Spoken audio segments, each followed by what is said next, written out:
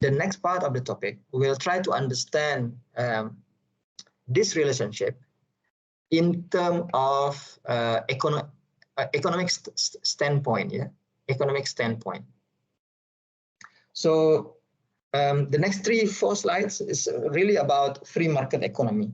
So I hope I can explain better to you. So first, we are looking into the perfect competition. So what is perfect competition? Okay, I go back. The reason why we use this approach is because of nobody want to be under anybody in pursuit to take action on the climate, on the impact, okay, on the impact of overconsumption of fossil fuel, because everyone has right. It's very difficult. I cannot imagine how they do it, how they negotiate in the United Nations about that. So it's very tough, and everyone at different stage of development. Of course, developed countries have been consuming much more fossil fuel. They started earlier, they consume more, and then they are telling us to stop doing that. So it doesn't make sense. So there's no such kind of diplomacy. So the approach to understand the situation, okay, we'll use this economic approach. Okay, first we'll learn about static efficiency. So if you're a consumer, okay, so what you want is this line. What you want is this line. You want to get as many as possible. As many as possible, quantity, go to the right, you have more quantity, and go down with the price as low as possible as a consumer. Okay. Okay. So as a producer, what you want is this. You want to supply as much as possible. Okay, as much as possible with the price as high as possible. For example, Brunei will look into energy. Yeah, we'll look into energy. Brunei want to supply as much oil as possible with the highest price as possible. With the highest price as possible. Siapa yang net consumer? Okay, China want on the left side. Let's say China is the consumer. China wants to make it as many as possible oil because they don't have, and they want to be as lowest price as possible. So in a perfect market situation, in a perfect competition, so I will later discuss what does perfect competition mean. So it will end up with an equilibrium point when actually consumer and producer, okay, meet what we call as an efficient market allocation. Okay, what does that mean? Okay, it satisfies the efficiency of the statistical efficiency criterion if economic surplus is maximized. So basically, A here is consumer surplus. So consumer happy with this one. Okay, and B is producer surplus. B is happy with this one. So both of them happy. So if this happen, so if we can create such environment in a way to do in managing the consumption of energy, that will be a perfect situation. So the perfect situation. So in this case, supply is equal to marginal cost. Okay, supply is equal to marginal cost. This is the economic approach to see it.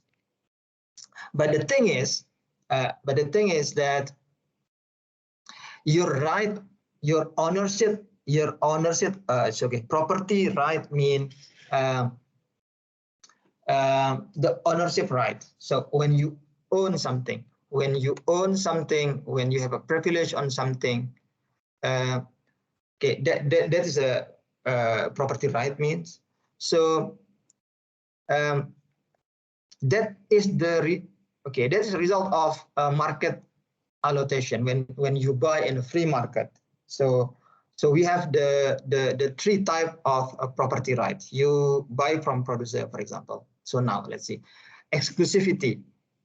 Okay, exclusivity basically all benefit, costs, and the consequences goes to the only owners. So the one who, if you buy things, you own things, you get all of the benefits by owning it. You have to pay the cost to get it, and all of the side effect, the consequences of it, borne by you. Okay, that is exclusivity. My question is, when we have, for example, fossil oil market, do we achieve this structure, exclusivity in the transaction? Anyone can help?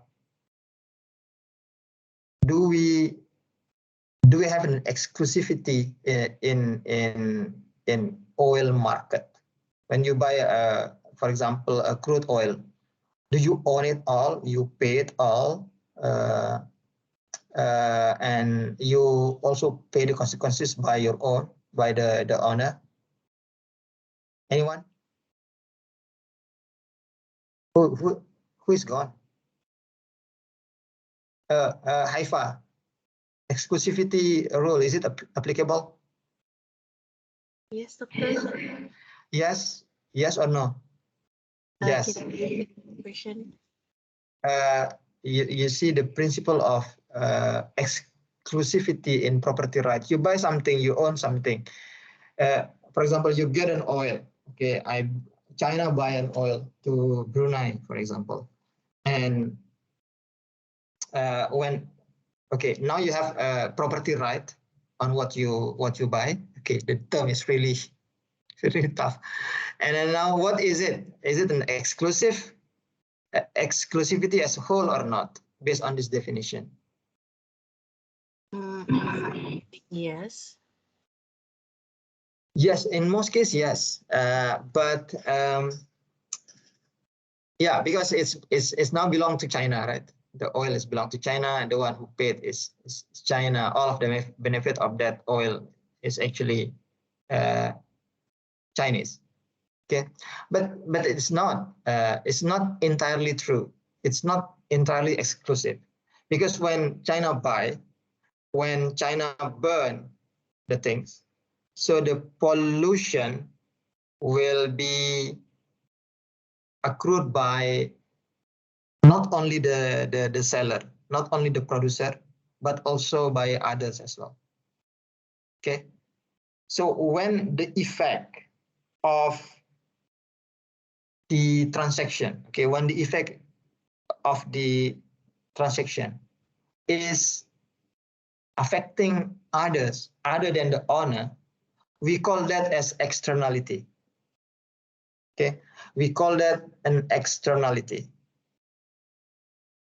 So not because when they burn it, it goes to the atmosphere and to the air, and then their SOx, NOx, particulate matter will also go to us, go to Brunei, go to another country. So it's not full. So the competitive market model they want it to be full exclusive, full transferable, and enforceable. This is the principle of competitive market, which is not applicable, which is not applicable in the reality in terms of an energy market. And these are some of the necessary conditions to achieve the ideal market. So you see, principle number 5 is no externalities exist. So it doesn't really follow that the things. We'll see market exists for all goods. So there is no monopoly, for example.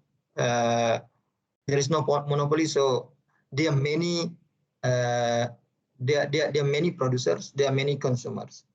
Okay, that's the thing. It's perfectly competitive, no subsidies, no tax. You have perfect information about the product, like you.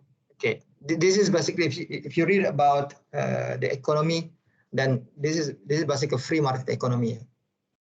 Property right, private property right are fully assigned in all resources and commodities. So it is all owned by private, and then when you consume, it won't affect others.